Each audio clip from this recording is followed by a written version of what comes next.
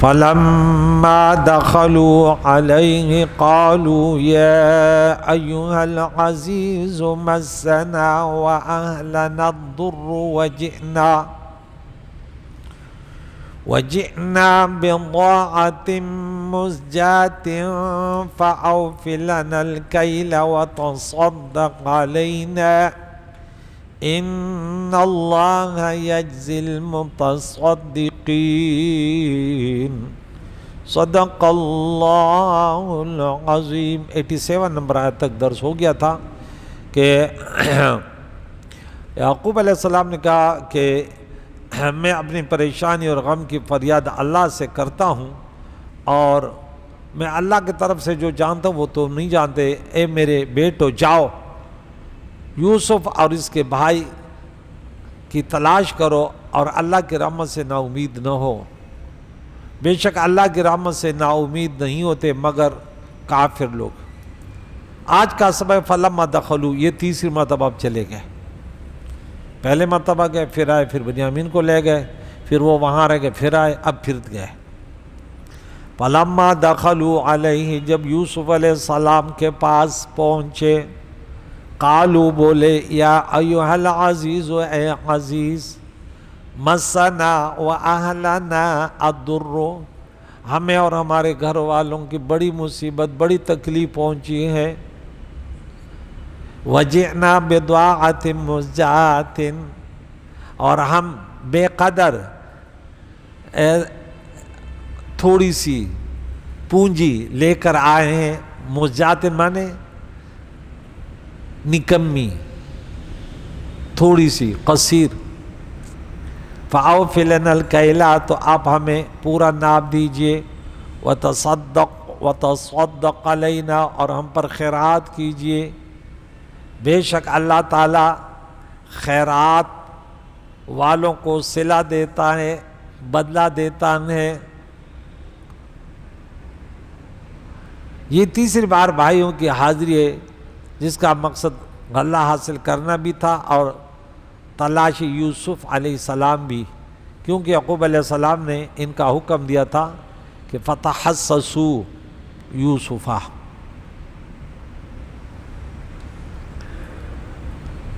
وجئنا بضاعۃ مزجاۃ، یہ بے قدر پونجی اور یہ تھوڑے سے مال کیا تھا؟ کچھ اون، کچھ ردی کھوٹے درہم، جسے تاجر قبول نہ کریں۔ بعض روایت میں ہے کہ یعقوب علیہ السلام نے ایک خط بھی تحریر فرمایا کہ فرزندوں کے حوالے کیا، جس میں بادشاہ مصر یعنی یوسف علیہ السلام کی طرف بہت دردناک مضمون تحریر فرمایا۔ یہ آپ کو سنا دوں کہ یہ مضمون کیا تھا، یہ بھی آپ اس خط میں کیا تھا۔ فخر الدین رازی رحمۃ اللہ علیہ، علامہ قرطبی وغیرہ اس کو تحریر فرماتے ہیں کہ یعقوب علیہ السلام، یعقوب اسرائیل بن اسحاق ذبیح اللہ بن ابراہیم خلیل اللہ کی جانب سے یہ خط کا مضمون تھا۔ یعقوب ان کا اپنا نام تھا، اسرائیل ان کا لقب تھا، اسحاق والد کا نام تھا۔ ان کے جانب سے عزیز مصر کے نام حمد الہی کے بعد ہم وہ لوگ ہیں، یعقوب علیہ السلام اب یوسف علیہ السلام کو جو خط ہے وہ ہے کہ ہم نسل در نسل مصائب میں مبتلا ہیں۔ میرے دادا کے ہاتھ پاؤں باندھ کر انہیں آگ میں ڈال دیا گیا تھا تاکہ وہ جل جائے، تو اللہ کریم نے ان کو نجات دے دی اور آگ کو ان پر ٹھنڈا اور سلامتی والا بنا دیا۔ یا نار کونی بردا و سلاما علی ابراہیم۔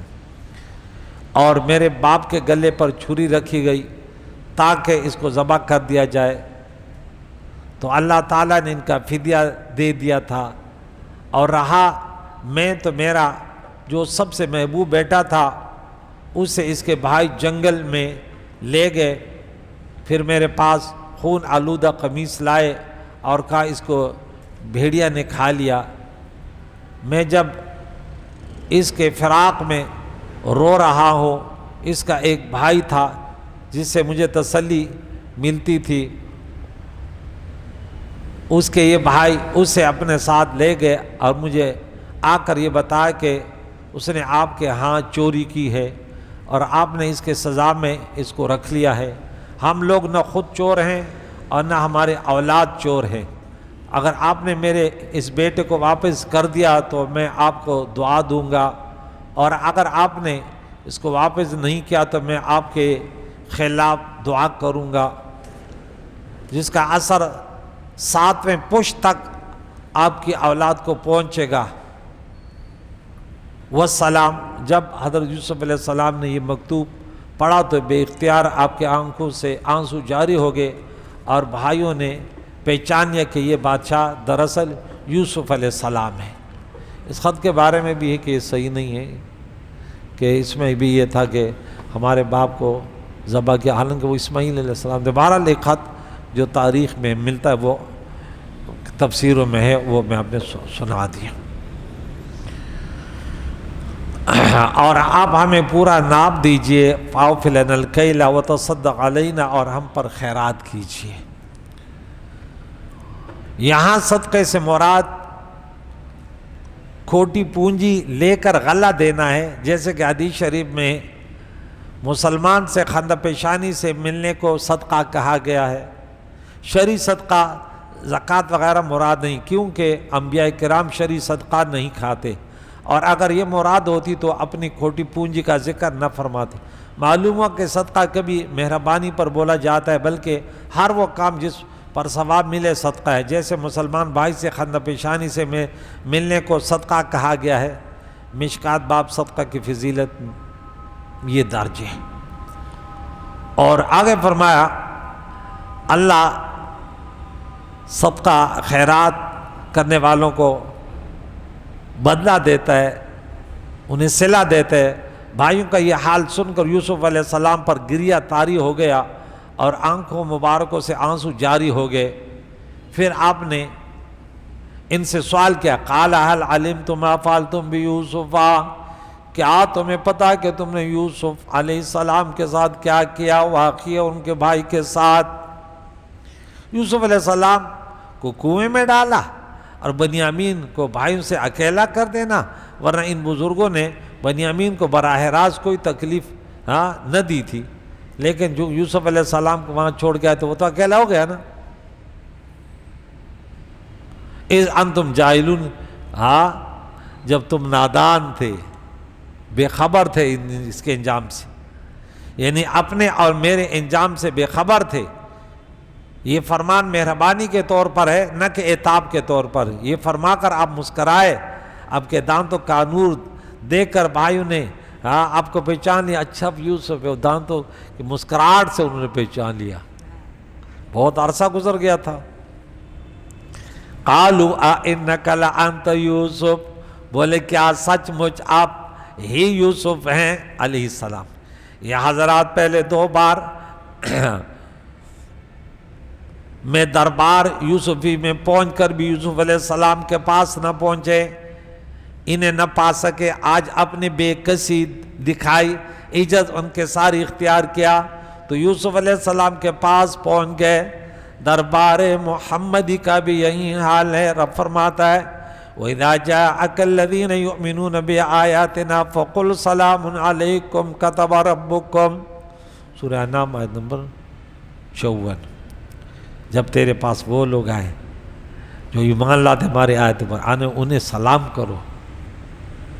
اللہ کے بندو پیارے نبی کی امت کی کتنی قدر کی، حضور علیہ السلام ان سے محبت فرماتے ہیں، جن سے حضور محبت فرمائے وہ جنتی ہے۔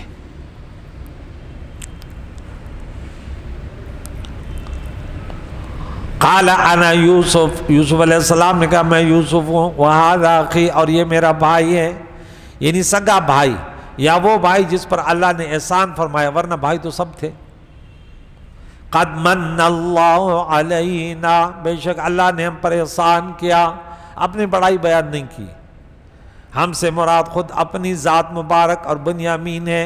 احسان سے مراد بچھڑوں کا بخیریت مل جانا اور زمانے مصیبت میں شکر و شکر. ہاں ورنہ تمام بھائیوں کو اللہ نے ایمان و تقوی طہارت بخشی. عرض ہے کہ احسان خصوصی مراد ہے کہ اللہ نے ہم پر اتنا احسان کیا، اتنا طویل عرصہ، پھر بھی صبر سے رہیں، تحمل سے رہیں. آگے اللہ کا قانون بیان کرتا ہے انہو بے شک شان یہ من یتقی جو پرہیزگاری کرے گا ویصبر اور صبر کرے گا. آج جمعہ کی نماز میں نے کہا کہ آخری نصیحت میری یہ ہے، یعنی آج کے تقریر کے آخری الفاظ ہے کہ مسلمانوں ڈٹ جاؤ، نیکوکار بنو، نمازی بن جاؤ، صلہ رحمی کرو، بڑوں کا ادب کرو، علماء سے کچھ سیکھو. ہندوستان ہو یا مغربی مالک تمہارا کچھ نہیں بگاڑیں گے. پھر یہ آیت میں نے بڑھی فَوَإِن تَصْبِرُوا وَتَتَّقُوا لَا يَضُرُّكُمْ كَيْدُهُمْ شَيْئًا وَلَا يَحِقُّ الْمَكْرُ إِلَّا بِأَهْلِهِ. تمہارے خلاف ہندوستان مکر و فریب کرے گا. ہاں وہاں اپنے افراد مارے اور پھر مسلمانوں پر ڈال دیے. ان کے خود فوجی جو ہے نا، رات میں نے وہ کہا تھا نا کہ ان کے فوج بھی پریشان ہیں بھائی، مرواتے بھی ہیں پھر جو ہے نا ان پر ڈالتے بھی ہیں. مسلمان راہ راست پر رہے، جہاں بھی رہے، گھر میں رہے، دفتر میں رہے، لیکن اللہ کی بندگی دماغ اس کے سر میں رہے، اس کا کوئی کچھ نہیں بگاڑ سکا. اللہ ان کو عزتیں دیتا رہے گا، خاندانی عزتیں، محلے کی عزتیں، اور ملک کے علاقے میں، قبر میں، محشر میں عزتیں ہوں گی، لیکن بندگی اللہ کے لیے ہو. تو یوسف علیہ السلام نے کیا پیارا جملہ، اللہ اکبر. جو تقوی اختیار کرتا ہے، پرہیزگاری کرتا ہے اور صبر کرتا ہے، فَإِنَّ اللَّهَ لَا يُضِيعُ أَجْرَ الْمُحْسِنِينَ، تو بے شک اللہ تعالیٰ محسنین کا اجر ضائع نہیں کرتا.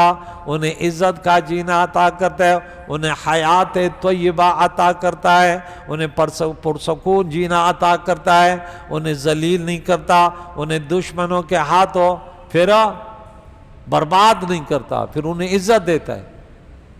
صحابہ کا کیا وہ تھا، عمل تھا جس سے وہ آگے گئے؟ نیکوکاری. رسول اللہ کے ہر فرمان قرآن جو سنتے تھے، ہم سنتے ہیں لیکن یہاں سنا یہاں سے نکالو، وہ سنتے تھے اس کو عملی جامہ پہناتے تھے. یہ الفاظ بزرگوں کے توبہ کے ہیں.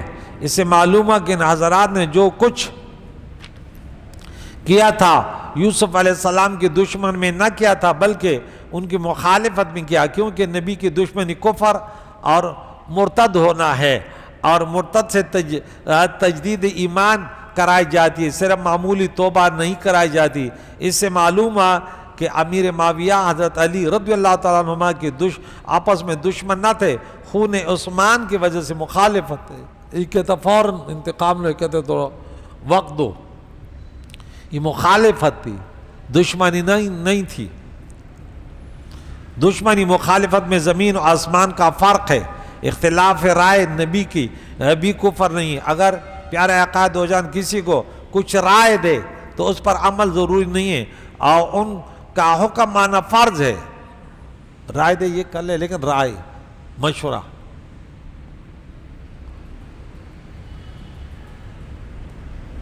خیال ہے کہ یہاں خطا سے مراد عمدن کا مقابل نہیں، بلکہ خطائے رائے مراد ہے. یعنی جو ہم نے رائے قائم کی تھی وہ غلط تھی.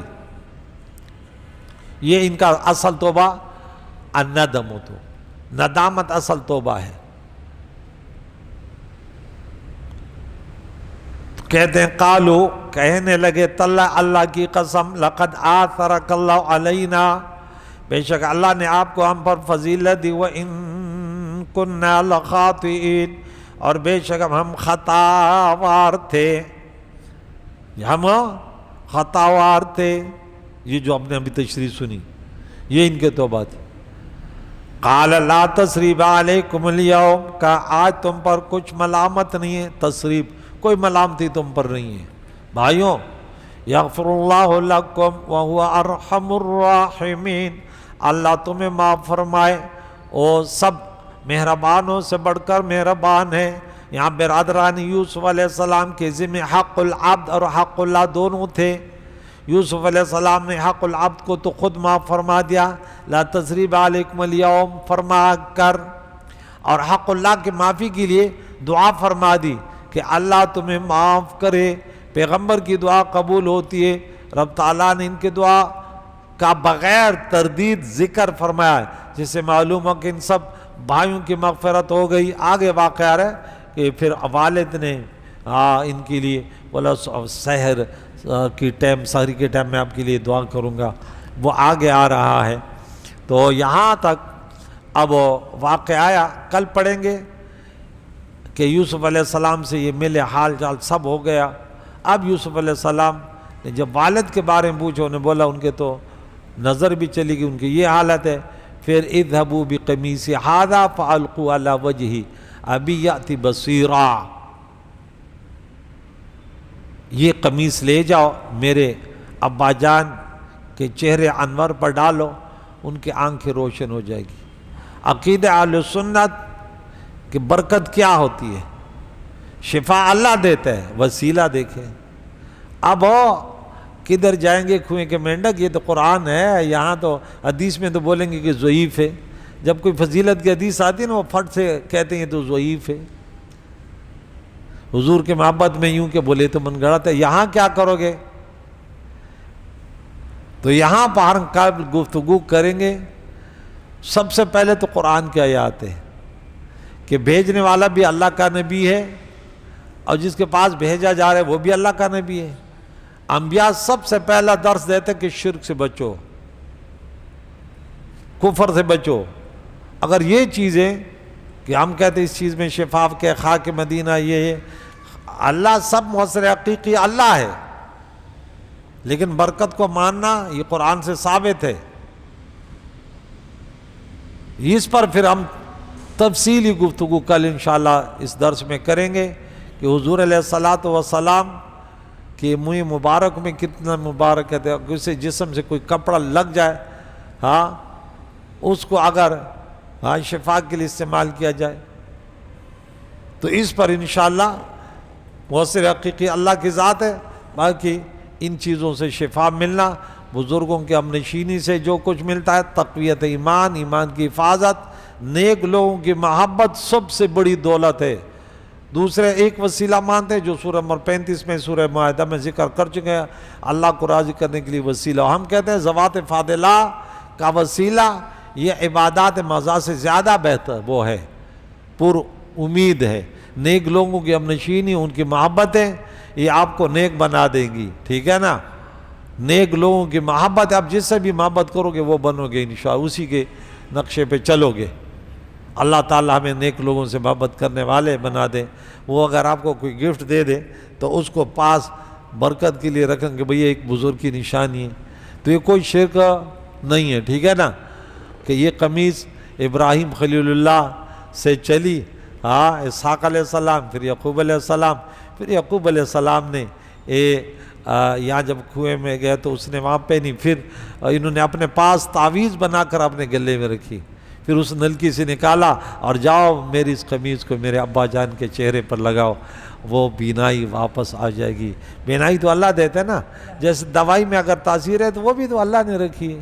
اسی طرح اگر بزرگ اگر زبان کھول دے کسی بات میں، شفا کے لیے دعا کر دے تو شفا تو اللہ ہی دے گا نا، لیکن بزرگوں کی دعا وہ تو حدیث قدسی بخاری کے حدیث ہے کہ وہ جو مانگتے ہیں وَلَئِن سَأَلَنِي لَأُعْطِيَنَّ، پھر میں ضرور دیتا ہوں کیونکہ میرے نیک بندے نے مانگا۔ اللہ تعالیٰ نیک لوگوں سے دعائیں لینے والے بنا دے، ان کی بد دعاؤں سے بچائے۔ یا اللہ قرآن مجید فرقان حمید کے تعلیمات سے ہم سب کو بہرامند فرمائے، ہمارے بیماروں کو شفا دے۔ یا اللہ بے روزگاروں کو رزق حلال، گناہگاروں کو توبہ کی توفیق، نیکوکاروں کو آخری سانسوں تک نیکی کرنے کی توفیق عطا فرما۔ وصلی اللہ محمد و صحبہ اجمعین برحمتہ جزا اللہ۔